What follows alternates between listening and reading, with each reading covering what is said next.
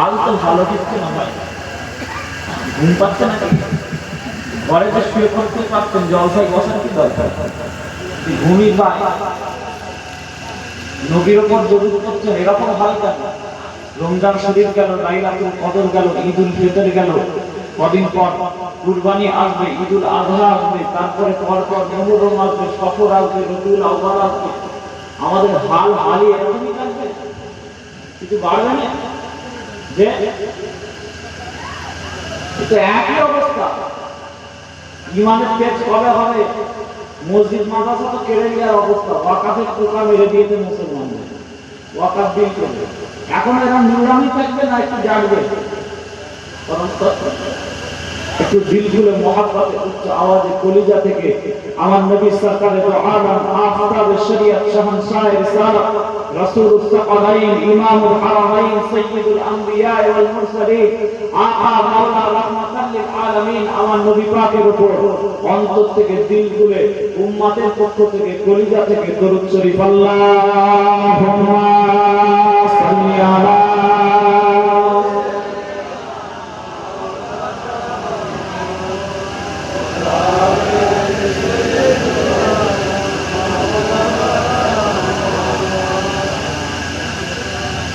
আমি লিখব চিঠি দেব তোমায়, পাখি পৌঁছে দিও রোজায়।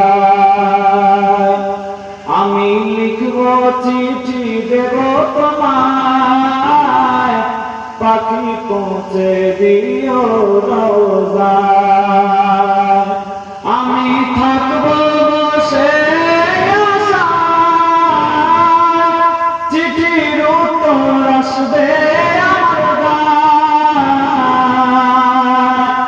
আমি থাকব সে চিঠির উত্তর আসবে আমি লিখব চিঠি দেব তোমায়, পাখি পৌঁছে দিও রোজায়। আমি লিখব চিঠি দেব তোমায়, পাখি পৌঁছে দিও রোজায়। কবে আসবে মদিনার পয়গাম, গায়ে বাঁধবো হাজদের রাম। কবে আসবে মদিনার পয়গাম, গায়ে বাঁধবো হাজদের রাম। আমি ঘুরবো মদিনার চারিপাশ, দু চোখে দেখবো সবসে কম্বা। আরেকটু দিল খুলে বলা যাবে না? আমি লিখব চিঠি দেব তোমায়, পাখি পৌঁছে দিও রোজায়। আমি লিখব চিঠি দেব তোমায়, পাখি পৌঁছে দিও রোজায়। তৃষ্ণায় কাতর আমার এই মন, তৃষ্ণা মেটাবে কূপ জমজম। তৃষ্ণায় কাতর আমার এই মন, তৃষ্ণা মেটাবে কূপ জমজম। সে পানি মাখবো আমি সারা গায়, পাখি পৌঁছে দিও রোজায়। আমি লিখব চিঠি দেব তোমায়, পাখি পৌঁছে দিও রোজায়। আমি লিখব চিঠি দেব তোমায়, পাখি পৌঁছে দিও রোজায়। আল্লাহুম্মা সাল্লি আলা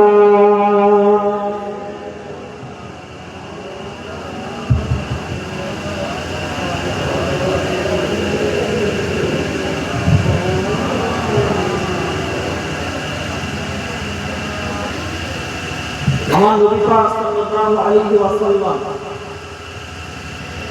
একবার জিবরাইল আলাইহিস ফেরেশতা আমার রাসূলুল্লাহর কাছে এলেন, ইয়া রাসূলুল্লাহ ইয়া হাবিবাল্লাহ আতাদরি কাইফা রাফা আল্লাহু যিকরা, আপনি কি জানেন আল্লাহ পাক কিভাবে আপনার জিকিরকে, আপনার স্মরণকে, আপনার আলোচনাকে, আপনার দরুদকে, আপনার সালামকে আল্লাহ পাক কিভাবে উচ্চ মাকাম দান করেছেন, আপনি কি জানেন? আমার নবী পাক সাল্লাল্লাহু আলাইহি ওয়াসাল্লাম বললেন, জিবরাইল আমি তো জানি না, তুমি আমাকে আল্লাহ পাকের তরফ থেকে যদি খবর এনে না দাও আমি জানবো কি করে? বলুন না সুবহানাল্লাহ। তুমি আমাকে আল্লাহর খবরটা দেবে, আল্লাহ পাকের ওহীটা দেবে, তবে তো আমি জানবো, না হলে তো আমি জানতে পারি না।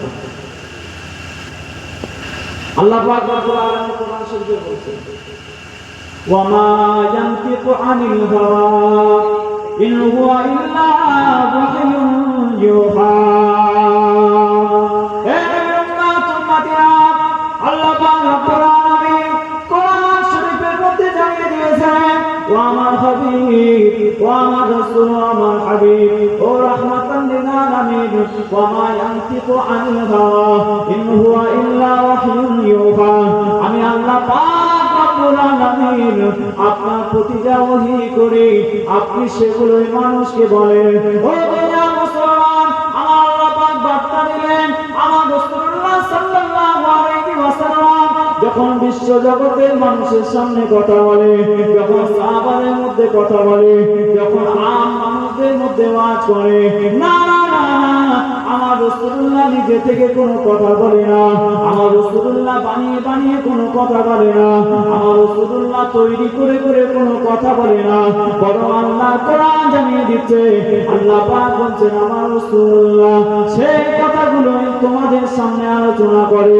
আল্লাহ পাক আমার রাসূলুল্লাহকে যা ওহী করে, yani আমার রাসূলুল্লাহ জবান থেকে আমার আল্লাহ পাকের কথাগুলো বেরিয়ে যায়। আর জোরে বলেন সুবহানাল্লাহ।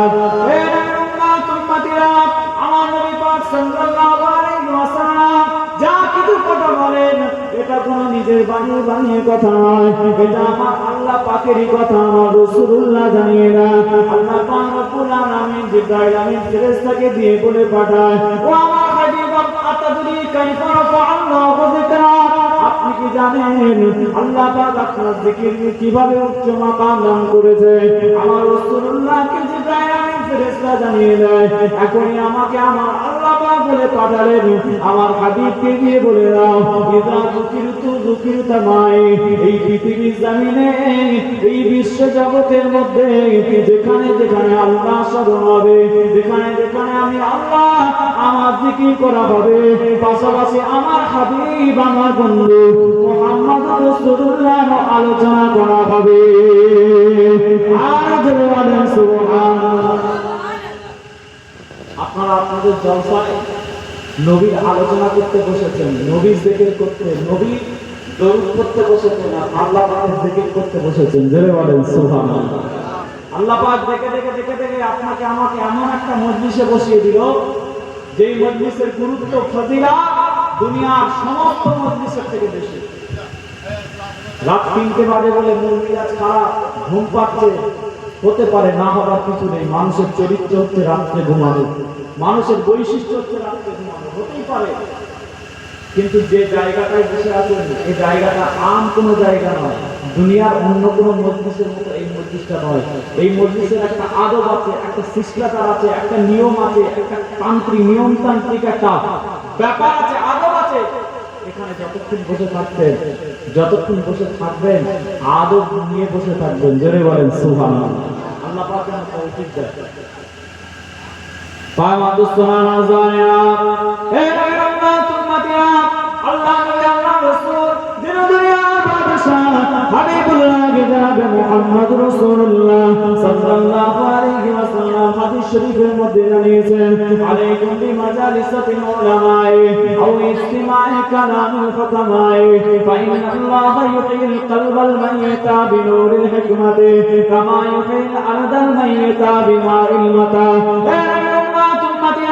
আমার রাসূলুল্লাহ জানিয়ে দিয়েছেন, ও দুনিয়ার মুসলমান, তোমরা যখন আলেম উলামাদের মজলিসে বসবে, যখন আলেম উলামারা ওয়াজ নসিহত করবে, যখন আলেম উলামারা কোরআন শরীয়তের কথাগুলো বলবে, যখন আলেম ওলামারা